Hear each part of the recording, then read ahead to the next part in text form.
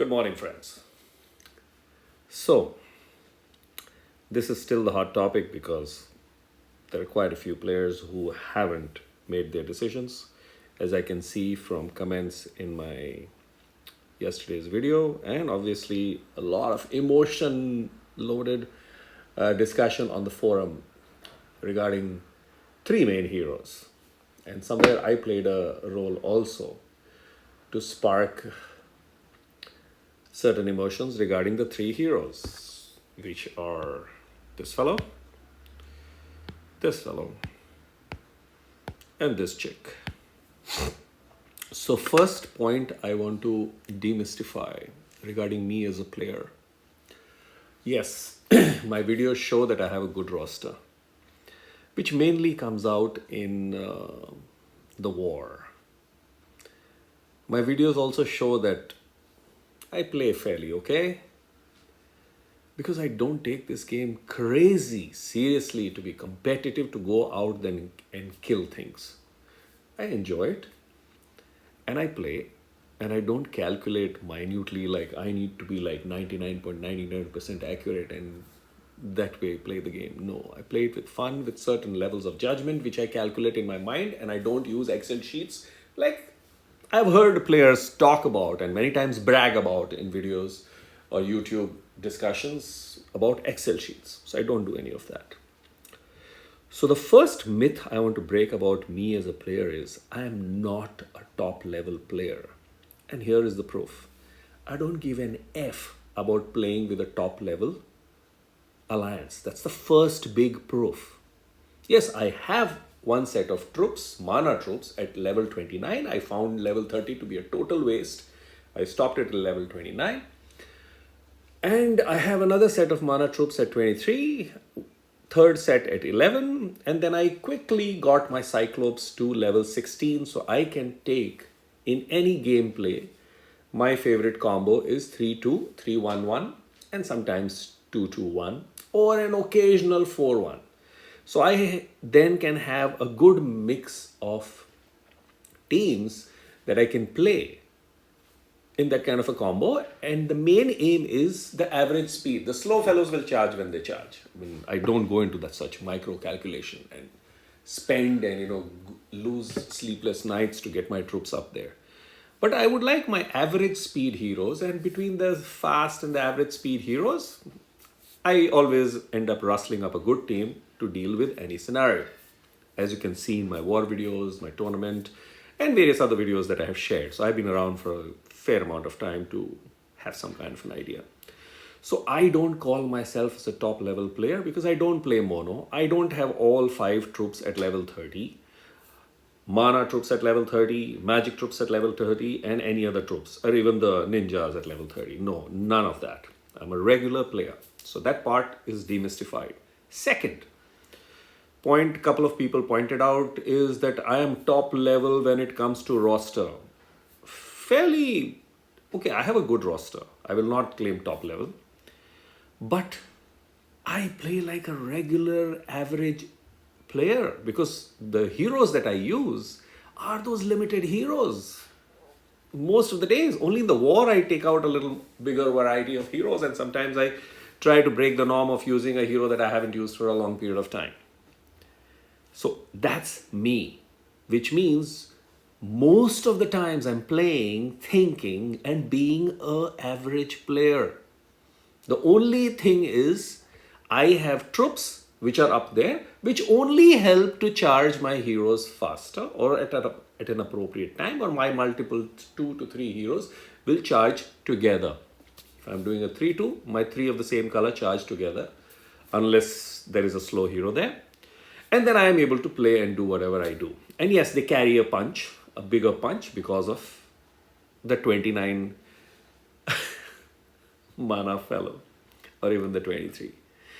Now, having said all that, that's the backdrop from which I did my soul exchange, and I've done all my soul exchange discussions and the heroes that I recommend.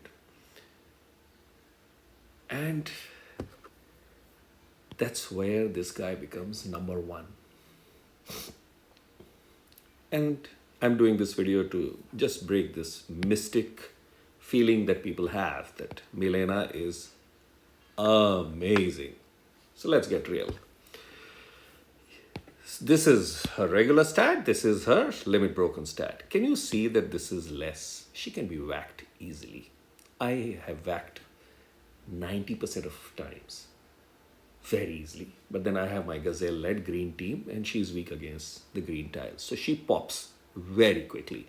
And if there are even 2 tiles with the Gazelle buff, she almost pops. So she quickly has to use her heal. So the second strategy that I use is I send tiles into her. She uses that first charge, which means she now needs more time to prepare herself on defense. I rarely let her reach the second charge and she's popped. The other part that I want to demystify is there are heroes already in the game that are using the strategy of this and that and also that. Example, Aramis hits 3 very hard, almost close to this 420 because his attack stats are really high. Then he gives boosted health to all allies. And there have been so many times his boosted health has been 1000 HP. So anybody who says that Aramis is a glorified hitter who also heals, no. It is up to the player how to fire him and how to use him. The heal can be mind-boggling. And he gives boosted health. And he does the third and also, which is immunity against ailments, which means she's not required to be carried in the team. There will be no ailments. And because I have the troops, he fires in 3 matches, that is in 9 tiles. So he's technically a fast speed hero.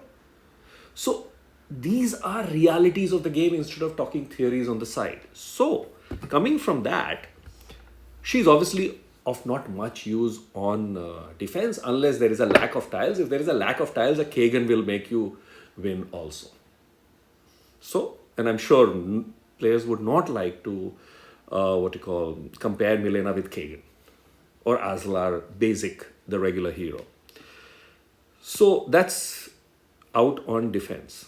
Now coming down to offense, she's again a this or that. See, if I'm constantly healing, depending on these days, the slash attacks at 250, 300 or even 350 HP, which means if I take her, I'm constantly healing with this, which means if I ever land up on the second charge, that's a slow speed. I might need to do 15 or 20 tiles to land up over there because the first 6 tiles I used, people keep repeating 5 tiles. Great, but you still need 2 matches. Unless you have done a diamond, then you may have done, but diamonds don't pop all the time. So either still go ahead with 2 matches. So those 6 tiles I'm using, which means I have to go for 12 more, which is in total an 18 tiles. So there is a question mark over here. So in theory, she's amazing.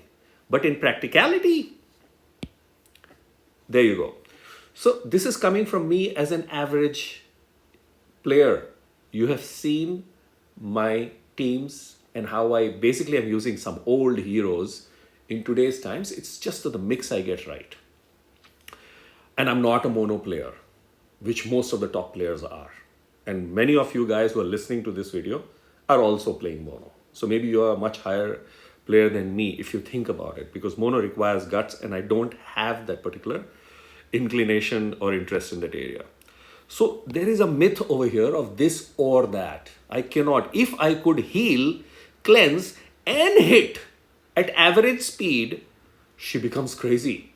Even at slow speed, if I can do all this, that is in 12 tiles, I can charge and deliver all these 3 aspects together. She still would be a much brilliant hero. But she doesn't do all the 3 together like an Aramis at average speed or many other heroes at average speed do. I am not going to the slow heroes. Slow heroes still will be better than her, but I will come to that particular point later. So this is where the confusion of the tower hero lies. They get used at their initial, so the ninjas and the sticks heroes, they get used at the first and the second charge more often than the third charge, which is a decimation charge. Same is the situation with Milena. The magic heroes have 2 charges. One ends up using the first charge so often because of today's playing scenario that the second charge becomes a luxury. Yes, if you're playing mono and for the great luck you are able to charge all the 5, then you have the benefit of using. And if you are playing mono, you'll realize that the other heroes win the game more than Milena. Milena might fire and kill almost a dead team, and that occasional time that 420 damage to all might decimate, so that stays as this memory. But the reality is, look at 20, 30, 40, 50 raids and see the data for yourself. So do it, and then you'll be really surprised, because I've done all that. I've had her. She showed up in the first Magic Tower itself. She was the only one that showed up. I think Agrafena was the second one who I have never leveled up, though there are great fans of Agrafena. So the point that I'm making is, this is where the confusion lies. The deception of the tower heroes, I call that. So I'm going to leave it at that. I've spoken enough of Milena, enough food for thought. Practicality of this or that. And if she can become this and that, she becomes absolutely top.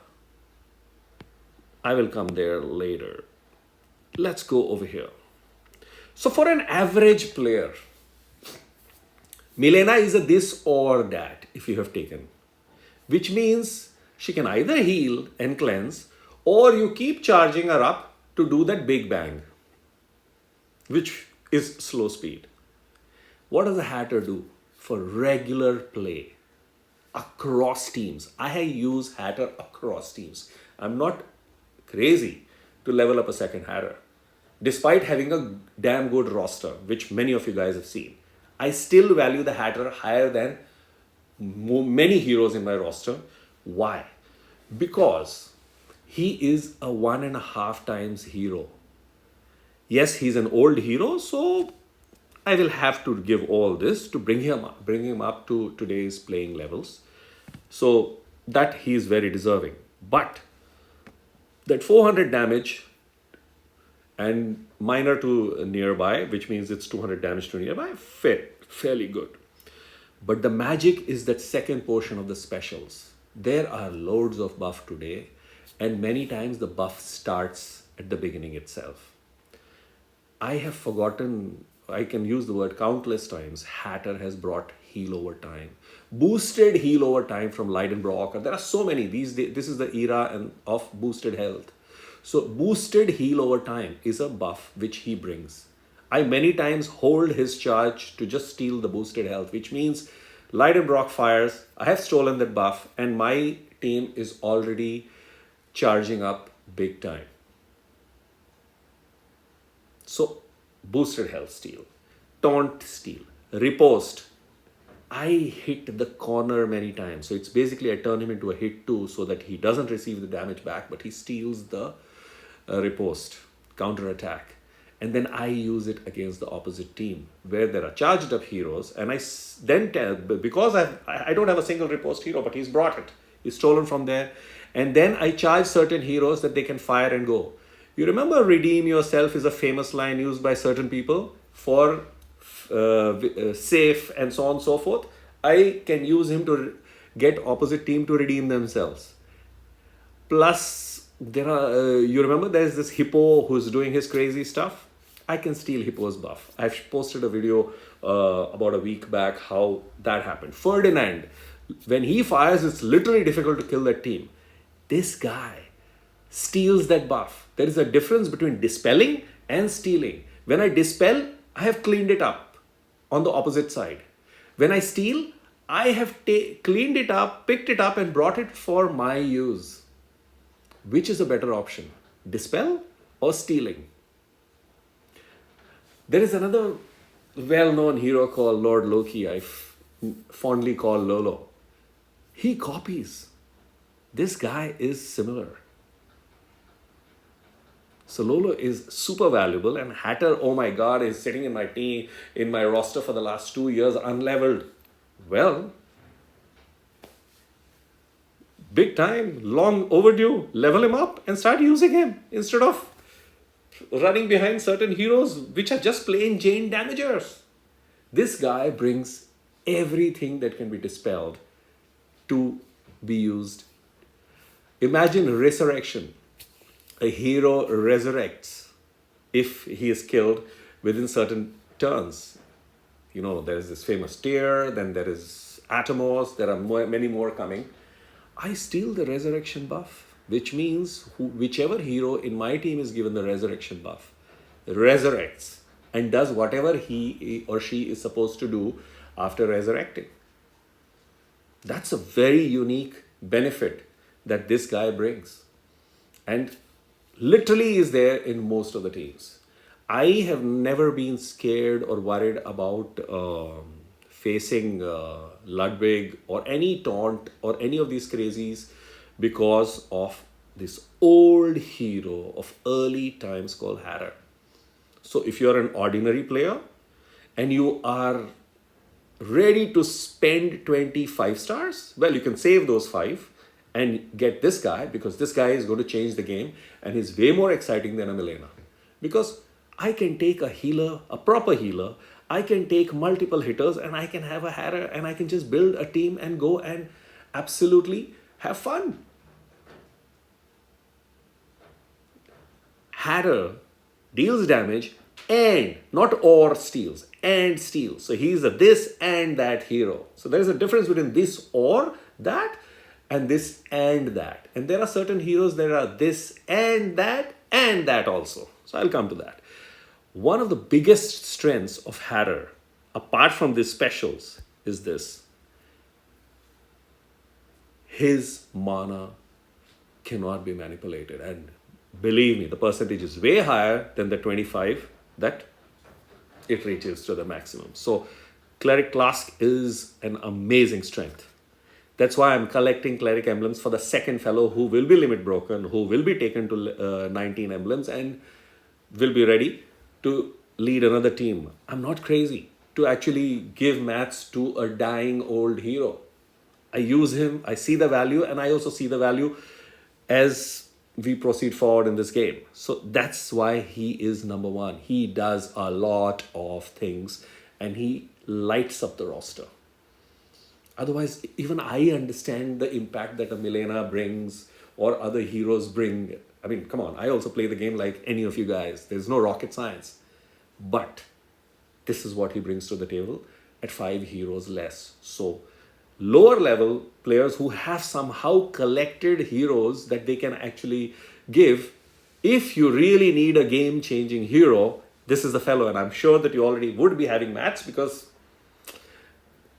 players who don't have too many heroes, they have tons of mats and emblems and limit breakers. This guy is the one to get. I'll go to Arco. Is he a this or that, or a this and that hero? So this meta has got finds. And this meta has got a lot of heroes that are giving ailments that reduce healing. Which is where Milena's 25% is not going to do anything. Literally doesn't do it. Hardly has an impact. Which is where this guy comes into play. He creates triple hero.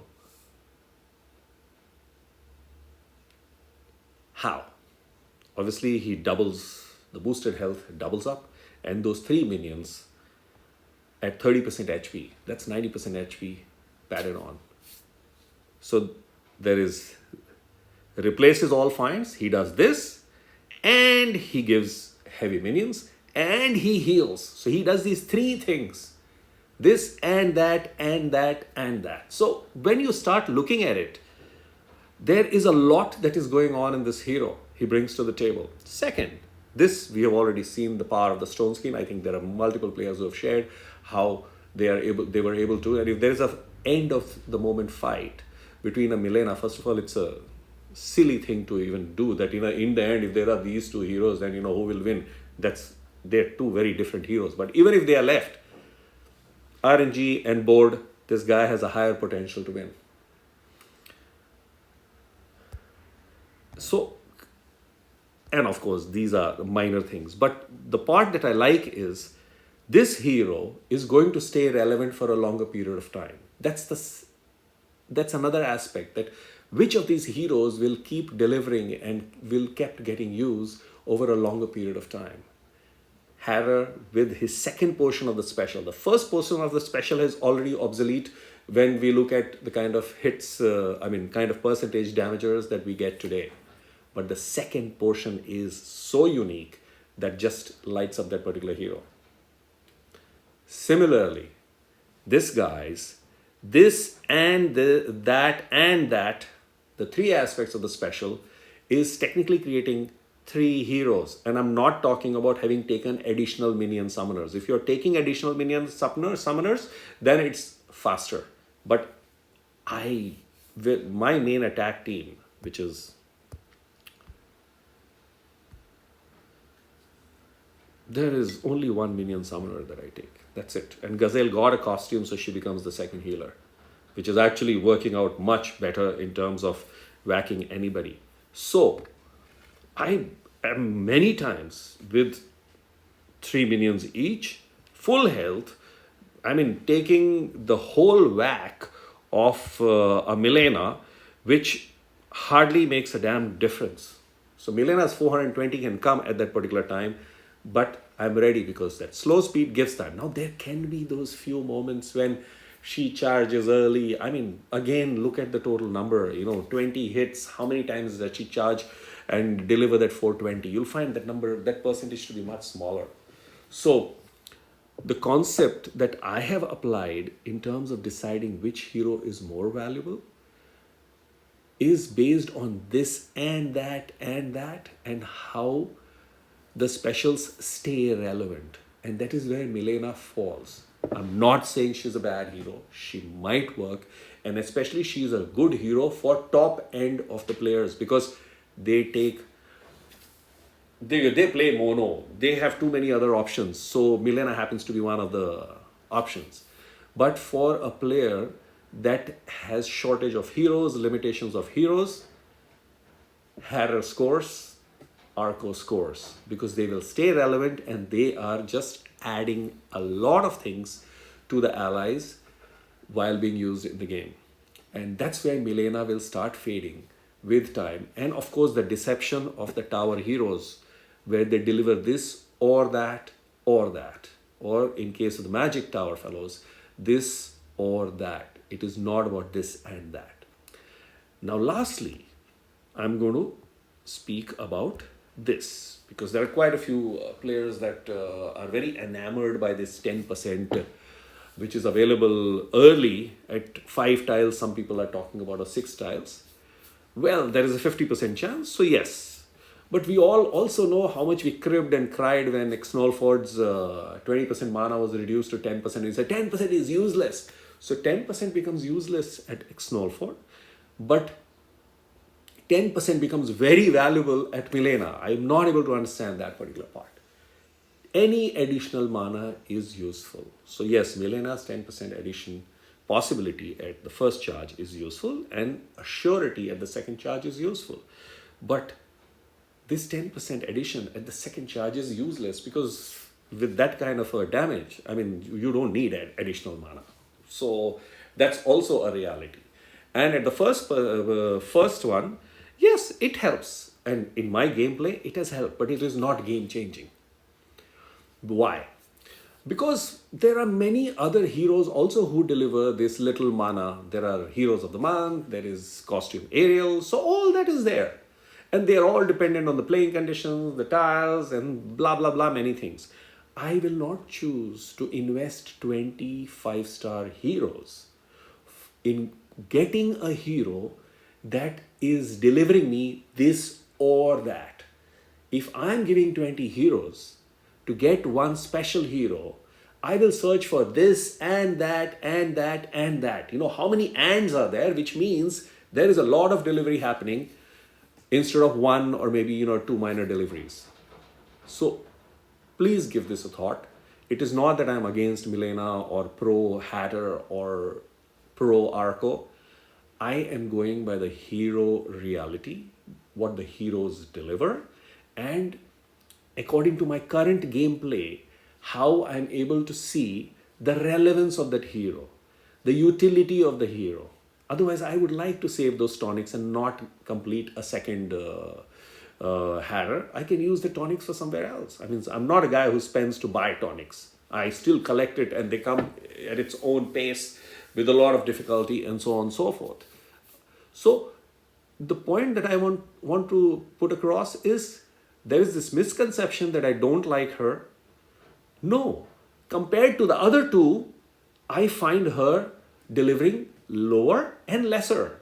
And for top heroes, top players, they already have her. So I'm not even addressing the top players.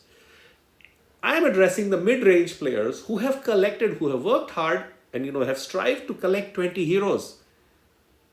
But they have been fascinated by these videos by YouTubers who have huge rosters. I must be one of that weird YouTuber who doesn't use Milena a lot because I don't give a fuck. I play like regular Joe. I'm not doing mono. I am playing many times 2-2-1, 3-1-1 or 3-2 and an occasional 4-1.